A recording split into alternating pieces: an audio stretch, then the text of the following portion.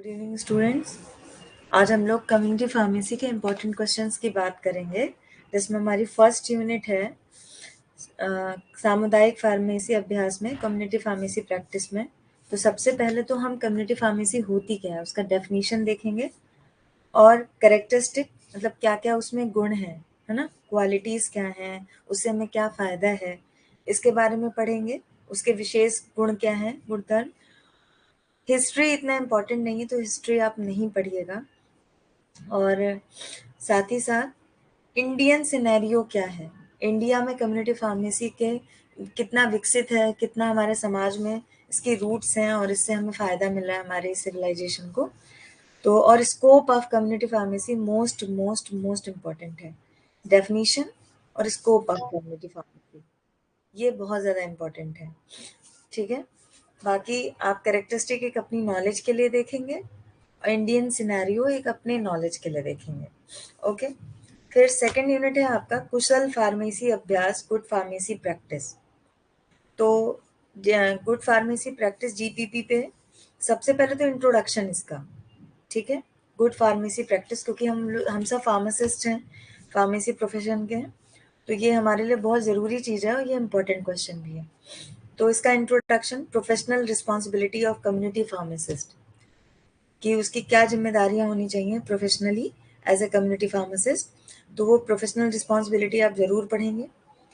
Good pharmacy practice का introduction देखेंगे, definition देखेंगे और साथ ही साथ इसमें आप प्रोक्योरमेंट एंड इन्वेंटरी मैनेजमेंट, जो कि आपके गुड फार्मेसी प्रैक्टिस में बहुत सारी चीज़ें हैं कि personnel, system, facilities, structure, guideline, but आपको सिर्फ इंट्रोडक्शन देखना है, जीपीपी का डेफिनीशन देखना है, प्रोक्योरमेंट एंड इन्वेंटरी मैनेजमेंट देखना है, ठीक है। फिर स्टोरेज कैसे करते हैं, गुड स्टोरेज बहुत ज़रूरी चीज़ है दवाओं का, नहीं तो वो दवाएं डेट्रियोरेट हो जाएंगी, हमारे किसी काम की नहीं होंगी, ठीक है। फिर उसके बाद आपका ये है कि प्रिस्क्रिप्शन हैंडलिंग कैसे करनी है, ये भी एक बहुत ज़रूरी काम है, ठीक है। स्टोरेज, प्रिस्क्रिप्शन हैंडलिंग, डिस्पेंसिंग, ठीक है, इंफॉर्मेशन फॉर पेशेंट और पेशेंट काउंसलिंग, ये जो पॉइंट्स हैं ये बहुत ज़रूरी हैं आपके जीपीपी में। स्टोरेज ज़रूरी है, प्रिस्क्रिप्शन हैंडलिंग ज़रूरी है, डिस्पेंसिंग और पेशेंट की जो भी इंफॉर्मेशन है, उसे कैसे दवा लेनी है, क्या चीज़, ये सब है। और आपका पेशेंट काउंसलिंग, ठीक है, ये बहुत ज़रूरी पॉइंट है इसमें। और साथ ही साथ जीपीपी में एक फार्माकोविजिलेंस अभी बहुत बूम पे है ये टॉपिक, इसको आप थोड़ा बहुत इंट्रोडक्शन के रूप में पढ़ सकते हैं, ठीक है। प्रोफेशनल इंटरेक्शन, कैसे आप पेशेंट से या डॉक्टर से, नर्सेस से कैसे बातचीत करेंगे, ये इसका क्या तौर तरीका है, इसको आप थोड़ा बहुत शॉर्ट में पढ़ सकते हैं, क्योंकि आप डिप्लोमा से हैं, आप हिंदी में भी उसे लिख सकते हैं, ठीक है। तो 2.1 सेक्शन ये हो गया। आप मैसेज कर रहे हैं सोनी सोनी जी, फार्माकोलॉजी चैप्टर 12 और 13 वीडियो नहीं आई है मैम, एंटीबायोटिक्स हैं इसमें, आ जाएंगी बेटा, मैम कर रहे हैं उसे, ठीक है, स्ट्रेस मत लो, आ रही हैं। अभी जितना है उसको रिवाइज करो ना, क्लासिफिकेशन इतना सारा है फार्माकोलॉजी में, उसको एकदम कंफर्म करो, इतना स्ट्रेस मत लो क्या आया क्या नहीं, वही याद रहे एग्जाम में, इतना सारा क्लासिफिकेशन भूल जाओगे ना। आ जाएगी वीडियो, जल्दी ही आ रही है। फिर उसके बाद है ओके, हाँ ओके बेटा, 2.3 स्टैंडर्ड ऑपरेटिंग प्रोसीजर्स, एसओपी। जैसे घर में किचन में भी कुछ बनाते हैं तो मम्मी लोग हमें बताती हैं ऐसे ऐसे बनाना है, वैसे ही एसओपी होती है किसी भी काम को करने के लिए, किसी मशीन को चलाने के लिए या दवा वितरित वितरित करने के लिए, पेशेंट से बात करने के लिए, किसी पर्टिकुलर डिजीज में किस तरह का स्टोरेज कंडीशन या पेशेंट का जो जो भी जहाँ पे पेशेंट को रूम देंगे वो सब किस तरह से होना चाहिए, अलग अलग बीमारी के लिए। कंटाजीनियस है, बहुत हाईली इन्फेक्शियस है, तो उसमें पेशेंट को रखने का तौर तरीका अलग होगा, नॉर्मल कंडीशन में अलग होगा, है ना, एक्स्ट्रा केयर होगी। तो एसओपी आपको वो तरीका बताता है कि जिससे हम किसी भी चीज को हैंडल कर सकें, उसका रख रखाव कर सकें, ठीक है, किसी भी दिक्कत का समाधान निकाल सकें, भले एक स्टेप बाय स्टेप हमें किसी मशीन को कैसे चलाना है, किसी दवा को कैसे बांटना है, किसी पेशेंट को कैसे हैंडल करना है, फार्मेसी प्रोफेशन से रिलेटेड जितने भी कार्य हैं उनको स्टेप बाय स्टेप कैसे हम कर सकते हैं, उसे एसओपी कहते हैं। तो इंट्रोडक्शन उसका थोड़ा सा, ऑब्जेक्टिव उसकी, ठीक है। प्रिपरेशन ऑफ एसओपी इतना कुछ नहीं है, एडवांटेज ऑफ एसओपी पढ़िए आप। प्रिपरेशन ऑफ एसओपी तो बहुत बड़ी चीज हो जाएगी आपके लिए डिप्लोमा लेवल में, बस इंट्रोडक्शन, ऑब्जेक्टिव और एडवांटेज है, और कुछ नहीं। बस आप 1-1.5 पन्ने का पढ़ सकते हैं इसे। फिर आया चैप्टर 3, चिकित्सा पर्चा और पर्चे का प्रबंधन, प्रिस्क्रिप्शन एंड प्रिस्क्रिप्शन हैंडलिंग, ठीक है। इसमें प्रिस्क्रिप्शन बड़ा इंपॉर्टेंट क्वेश्चन है, बहुत इंपॉर्टेंट, बहुत आता है। तो प्रिस्क्रिप्शन की डेफिनेशन, प्रिस्क्रिप्शन कितने प्रकार के होते हैं, और प्रिस्क्रिप्शन में मतलब टाइप्स ऑफ प्रिस्क्रिप्शन और पार्ट ऑफ प्रिस्क्रिप्शन, कौन कौन से हिस्से हैं, कौन कौन चीजों से मिलकर बना है, किन भागों से मिलकर बना है प्रिस्क्रिप्शन, ठीक है। और एग्जाम्पल ऑफ टिपिकल प्रिस्क्रिप्शन, तो कोई भी एक पर्टिकुलर एग्जाम्पल लेके आप वहां पे लिखेंगे। अगर आप चाहें तो प्रिस्क्रिप्शन की सिर्फ डेफिनेशन लिखें, टाइप्स लिखें, और अगर आप थ्योरी बढ़ाना चाहते हैं तो सिर्फ कोई भी प्रिस्क्रिप्शन का एग्जाम्पल ले लें, आपको प्रिस्क्रिप्शन में फुल मार्क्स मिलेंगे, ठीक है। और लेबलिंग ऑफ डिस्पेंस्ड मेडिकेशन, वितरित दवाओं की लेबलिंग कैसे करनी है ना। तो पर्पस ऑफ लेबलिंग बड़ी जरूरी चीज है। अगर आप लेबल नहीं करेंगे तो पेशेंट उसे सही समय पे सही प्रकार से खा नहीं सकेगा, क्योंकि अनपढ़ पेशेंट भी होता है, बूढ़ा पेशेंट भी होता है, और जिसको स्मृति दोष हो, मेमोरी ना हो, ऐसे भी पेशेंट्स होते हैं। तो लेबलिंग हम इसलिए करते हैं कि हम उसको रिकॉग्नाइज कर सकें कि किस दवा को कितने बार कब कैसे खानी है, ठीक है, किस डोज में लेनी है। तो लेबलिंग बहुत जरूरी चीज है, दवा कोई भी याद नहीं रखना चाहता है, इसलिए ऐसी चीजें जो हमें पसंद नहीं है उनकी लेबलिंग बहुत जरूरी है। अलार्म लगाते हैं ना हम सुबह उठने के लिए, सेम वैसा। तो पर्पज ऑफ लेबलिंग आप जरूर पढ़ें। और standard for dispense medicine lab, क्या मानक होने चाहिए, क्या स्टैंडर्ड होने चाहिए दवा को वितरित करने के लिए, लेबलिंग के लिए, ठीक है। फिर उसके बाद मेन लेबल और एंसिलरी लेबल में क्या अंतर होता है, मुख्य लेबल और सहायक लेबल में क्या डिफरेंस होता है, इस पे प्रश्न पूछा जा सकता है, ठीक है। तो ये आप देख लीजिएगा। Brief instruction on medication uses, ठीक है, दवा के उपयोग पर संक्षिप्त निर्देश दीजिए। तो इसमें ऐसा कुछ बहुत जरूरी तो नहीं है, इसको मैंने इम्पोर्टेंट बताया भी नहीं है। सुरक्षित रूप से दवा लेना, एक थोड़ा सा इंट्रोडक्शन भले पढ़ लीजिएगा आप इसमें, ठीक है। टेकिंग द मेडिकेशन सेफली, इसमें आप 2-4-6 लाइन देख लें, बाकी इसका इंट्रोडक्शन देख लीजिए, वैसे ये इंपॉर्टेंट नहीं है, आप नहीं भी देखना चाहते हैं तो ना देखिए। गुड डिस्पेंसिंग प्रैक्टिस, बाद में कल को आ जाए तो आप लोग मुझे मत कहना, बट ये इंपॉर्टेंट नहीं है, ठीक है। गुड डिस्पेंसिंग प्रैक्टिस में कुशल वितरण अभ्यास, ये इंपॉर्टेंट है, ठीक है। डिस्पेंसिंग पे बहुत, क्योंकि हमारा काम ही ना कंपाउंडिंग, डिस्पेंसिंग, ठीक है। और ये आपका जो डिस्पेंसिंग है, ये डिस्पेंसिंग प्रोसेस क्या होती है, डिस्पेंस करते समय क्या क्या गलतियां हो सकती हैं, क्या त्रुटियां हो सकती हैं हमसे डिस्पेंस करते समय, किसी और को किसी और की दवा दे दें हम जल्दबाजी में, या बहुत सारे प्रिस्क्रिप्शन आ रखे हैं और हम अगर पेशेंटली काम नहीं कर रहे हैं, आराम से नहीं कर रहे हैं, तो हम गड़बड़ कर सकते हैं। तो इसलिए डिस्पेंसिंग एरर और डिस्पेंसिंग की प्रक्रिया क्या होनी चाहिए दवा बांटने की, ये पढ़ना बहुत जरूरी है। और ऐसे क्या तरीके हैं कि हम डिस्पेंसिंग में होने वाली गलतियों को कम से कम कर सकें, बहुत जरूरी है ये, ठीक है। तो ये आप देख सकते हैं। यूनिट 4 है जो कम्युनिकेशन स्किल, संप्रेषण कौशल, हम कैसे आपस में बातचीत करेंगे, ठीक है। उसके बाद डेफिनेशन है इसमें कि कम्युनिकेशन स्किल होती क्या है, ठीक। और कम्युनिकेशन स्किल में आपकी जो डेफिनेशन है कम्युनिकेशन स्किल की, और एलिमेंट्स क्या क्या होते हैं कम्युनिकेशन के, और प्रोसेस क्या होती है कम्युनिकेशन के, और टाइप ऑफ कम्युनिकेशन स्किल क्या होती है, आपको पढ़ना पड़ेगा, कम्युनिकेशन स्किल पे क्वेश्चन आ सकते हैं। वर्बल कम्युनिकेशन क्या होता है ये आप देखेंगे। नॉन वर्बल कम्युनिकेशन क्या होता है, इसमें डिफरेंस पूछ सकता है, वर्बल कम्युनिकेशन और नॉन वर्बल कम्युनिकेशन में, ठीक है। और बॉडी लैंग्वेज क्या होती है, क्योंकि अगर आप एमआर वगैरह बनते हैं तो आपका बॉडी लैंग्वेज क्या है, ठीक है, ये आपको देखना पड़ेगा। और उसके बाद interaction with professionals and patients, हम डॉक्टर से या मरीज से कैसे बात करेंगे एज बीइंग अ फार्मासिस्ट, ठीक है। और बैरियर टू कम्युनिकेशन, ऐसे क्या बाधाएं हैं जो हमारे कम्युनिकेशन स्किल को प्रभावित करती हैं, उनको कम क्वालिटी का बनाती हैं, ठीक है। कम्युनिकेशन अच्छा रहता है, कोई हमसे अच्छे से बात करता है तो हम उसकी बात अच्छे से समझते हैं, ठीक है। तो इसलिए ये बहुत महत्वपूर्ण चीज़ है, चाहे एक दुकानदार के लिए हो, चाहे एक मोची के लिए हो, चाहे एक डॉक्टर के लिए हो, चाहे एक वकील के लिए, सभी के लिए बात करने का तरीका, शरीर को दर्शाने का तरीका, बॉडी लैंग्वेज।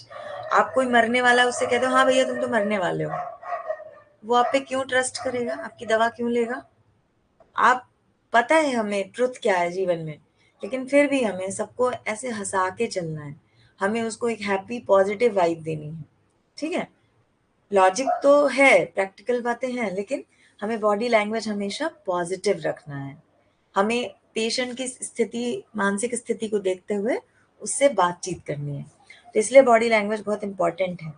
ये क्वेश्चन आए भी ना एग्जाम में अगर, तो भी ये आपके रोजमर्रा के जीवन के लिए, आपके आगे जाके आप जॉब करेंगे, दुकान चलाएंगे, कुछ भी करेंगे, हॉस्पिटल में होंगे, बीमार होंगे, उसके लिए जरूरी है। तो ये आप अपने लिए पढ़िए और एग्जाम में आ जाए तो बहुत ही मजे की बात है, ठीक है। फिर आया पेशेंट काउंसलिंग। पेशेंट कोई कैंसर का पीड़ित है, कोई बड़ी बीमारी से ग्रस्त, और बीमारी चाहे बुखार ही हो, आपको 1 महीने बुखार भी आ जाए ना, ऐसे डिप्रेस्ड हो जाते हैं आप, आपको लगता है अब दुनिया में कुछ रहा नहीं, किसी भी इंसान को। तो इसलिए मरीज के साथ बातचीत बहुत प्यार से और बहुत खुशनुमा, मुन्ना भाई एमबीबीएस टाइप, देखा है ना, अनपढ़ था बट वो लोगों को हैंडल करता था। तो वही पेशेंट काउंसलिंग क्या होती है, ऑब्जेक्टिव क्या होने चाहिए पेशेंट काउंसलिंग के, बेनिफिट क्या होते हैं पेशेंट काउंसलिंग के, ठीक है, ये आप पढ़ेंगे। और barrier to effective patient counselling, ये आप पढ़ेंगे बस। टाइप्स ऑफ बैरियर क्या होते हैं, कौन कौन से बैरियर हैं जो पेशेंट को काउंसलिंग करने में हमें दिक्कत दे सकते हैं या हमारी काउंसलिंग को खराब कर सकते हैं, तो ये। और ऐसी क्या स्ट्रेटजीज हैं कि हम बैरियर्स को कम कर सकें पेशेंट काउंसलिंग करते समय। अगला पॉइंट है patient counselling points for chronic disease disorder, ठीक है। ऐसे कौन से पॉइंट्स हैं जो दीर्घकालीन बीमारियों के लिए, विकारों के लिए परामर्श, ऐसे क्या बिंदु हैं जो हम ऐसे पेशेंट से करेंगे, तो ये आपको देखना है। उसके बाद है इंट्रोडक्शन, जैसे हाइपरटेंशन, ये इंपॉर्टेंट है, इसमें कैसे आप रोगी को काउंसिल करेंगे, डायबिटीज में कैसे करेंगे, क्या खाना है, कैसे सोना है, क्या दवाई कब लेनी है, ये सब। Asthma, tuberculosis, chronic obstructive pulmonary disease, AIDS, ये सारी की सारी, जैसे फर्स्ट ईयर में हमने देखा था कोग्नोसी में कुछ चैप्टर बहुत इंपॉर्टेंट थे, छोड़ नहीं सकते थे, वैसे इसे नहीं छोड़ सकते। फिर आया पेशेंट पैकेजेस इंसर्ट, पीपीआई, इसका आप सिर्फ डेफिनेशन पढ़ लें, कंटेंट ऑफ पीपीआई और इसका फायदा क्या है, इंपॉर्टेंस क्या है, बस आ सकता है क्वेश्चन। पेशेंट इंफॉर्मेशन लीफलेट, ये भी आ सकता है, डेफिनेशन, कंटेंट और इसका क्या यूज है। फिर आया बच्चों दवा का पालन, मेडिकेशन एडहेरेंस, डेफिनेशन क्या होती है मेडिकेशन एडहेरेंस की, ऐसे कौन से कारक होते हैं जो मेडिकेशन एडहेरेंस को प्रभावित कर सकते हैं, खराब कर सकते हैं, अच्छा कर सकते हैं। और मेडिकेशन एरर के 2 मेथड हैं, डायरेक्ट और इनडायरेक्ट, इनमें क्या डिफरेंस है ये आपको देखना है। फिर उसके बाद है ऐसी क्या स्ट्रेटजीज हों जो हम क्या कहते हैं, कॉज, ये strategies to overcome non adherence, अपालन पर, मतलब दवा को मेडिकेशन एडहेरेंस ना किया गया, उस दवा को ठीक से नहीं खाया गया, उन चीजों पे हम काबू कैसे करेंगे, कैसे उस चीज को हम, उस स्थिति को नियंत्रित कैसे करेंगे। तो strategies to overcome non adherence, दवा का अपालन पर काबू पाने की रणनीतियां पढ़नी है हमें। फिर अलग है चैप्टर 7, जिसमें सामुदायिक फार्मेसी में स्वास्थ्य जांच सेवाएं, health screening services in community pharmacy. क्या स्वास्थ्य सेवाएं हैं भाई, तो health screening services in community pharmacy का इंट्रोडक्शन, परिचय पढ़ेंगे आप, स्कोप पढ़ेंगे आप, ठीक है।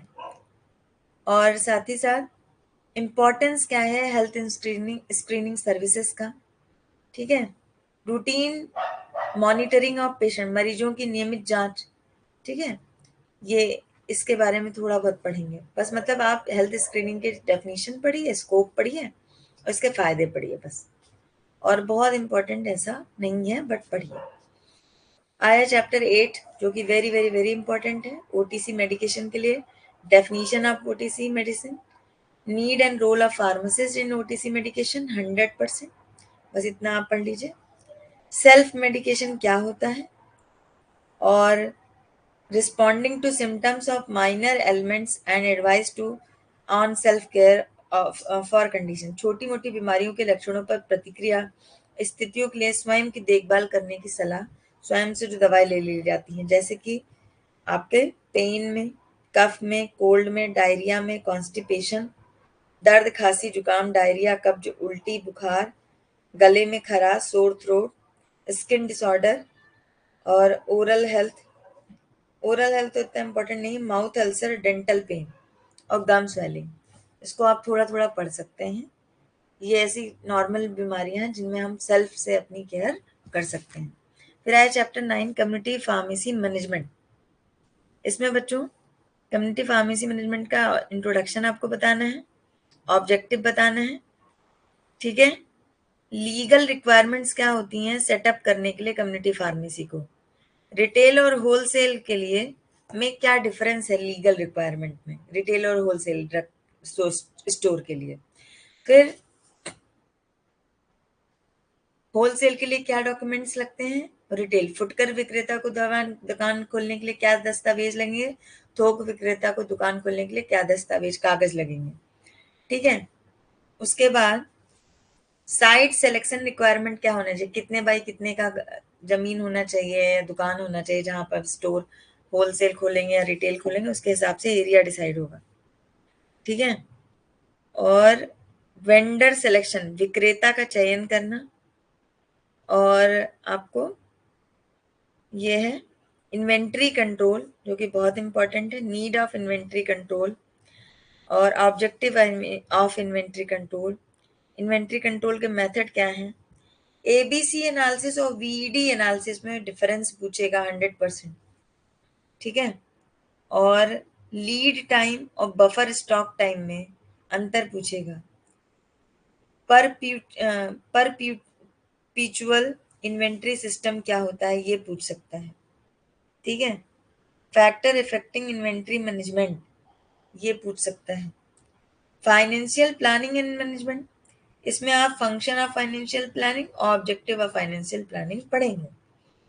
अकाउंटेंसी इन कम्युनिटी फार्मेसी, सामुदायिक फार्मेसी में लेखा हिसाब कैसे बनाना है, तो इसका इंट्रोडक्शन क्या है, इम्पोर्टेंस क्या है, इसके लिमिटेशंस क्या है, ठीक है। फिर उसके बाद है डे बुक और कैश बुक में क्या अंतर होता है, कैश बुक के कितने टाइप होते हैं, और सिंगल कॉलम कैश बुक और डबल कॉलम कैश बुक में क्या डिफरेंस होता है, और ट्रिपल कॉलम कैश बुक में क्या डिफरेंस होता है, ठीक है। कॉन्ट्रा एंट्री क्या होती है, डेफिनेशन फार्मेसी ऑपरेशन के सॉफ्टवेयर कौन कौन से हैं ये आपको पढ़ना है, useful of pharmacy management software, availability of pharmacy management software, ये आपको पढ़ना है सॉफ्टवेयर, क्योंकि डिजिटल इंडिया हो रहा है तो आपको ये क्वेश्चन इंपॉर्टेंट है। कस्टमर रिलेशन मैनेजमेंट क्या होता है, इसकी प्रोसेस क्या होती है, इसके फायदे क्या हैं, इसके नुकसान क्या हैं। ऑडिट्स इन फार्मेसी, ऑडिट माने छापा पढ़ना, जांच होना, तो ऑब्जेक्टिव क्या होता है ऑडिटिंग का, जांच पढ़ने का, छापा पढ़ने का फार्मेसी में, टाइप क्या होती है ऑडिटिंग की, और प्रोसीजर क्या होता है ऑडिट को कंडक्ट करने का, ये पढ़ना है। एसओपी ऑफ फार्मेसी मैनेजमेंट, तो उसका introduction, objective SOP, need of SOP क्या है, फायदे, digital health, function and goal of digital health और साथ ही साथ उसकी परिभाषा, कैटेगरी क्या क्या होती है डिजिटल हेल्थ की, ठीक है। मोबाइल हेल्थ क्या होती है, types of mobile health apps, benefit of mobile health, ये आपको पढ़ना है।